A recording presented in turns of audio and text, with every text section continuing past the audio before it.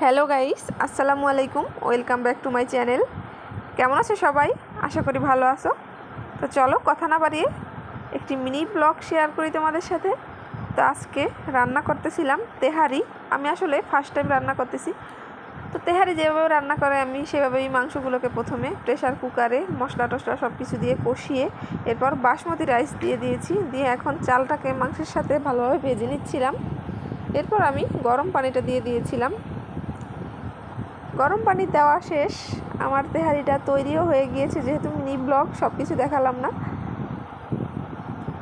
তো এইভাবে বাসায় কে কে আমার মতো তেহারি রান্না করে খাও এবং তোমাদেরগুলো কীরকম মজা হয় কমেন্টে অবশ্যই জানিও। তো আমার তেহারিটা অনেক অনেক অনেক অনেক মজা হয়েছিল, দেখেই বুঝতে পারতেছো। যেহেতু বাসমতি রাইস দিয়ে তেহারিটা রান্না করলে খুবই মজা হয়। তো যারা যারা এখনও বাসমতি রাইস দিয়ে তেহারি তৈরি করে খাওনি, এখনই বাসায় বানিয়ে খেয়ে দেখো। এটা দিয়ে কাচ্চি রান্না হয়, তবে তেহারি রান্না করলেও খুবই ভালো লাগে। আর এমনিতে ভাত রান্না করলেও এই চালটা দিয়ে আমার কাছে খুবই ভালো লাগে। তো এখন তেহারিটা তো তৈরি করে ফেলেছি, দেখতেই পাচ্ছ চালগুলো একদম ঝুরঝুরে আছে এবং একদম পারফেক্টভাবে তৈরি করা হয়েছে।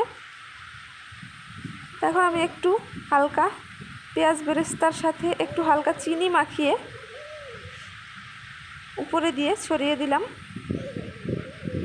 বেরেস্তাগুলো দিয়ে দিয়েছি। তো এখন আমরা খাবো, এর জন্য আমি শসা পেঁয়াজ কেটে নেব। আমরা লেবু তেমন একটা খাই না, ওই জন্য নেইনি লেবুটা।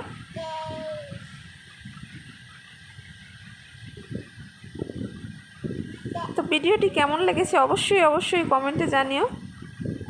তো এই যে আমি অল্প কিছুটা তেহারি, একটু শসা, একটু পেঁয়াজ দিয়ে নিয়েছি, আর একটা মজু তো আছে এই সাথে।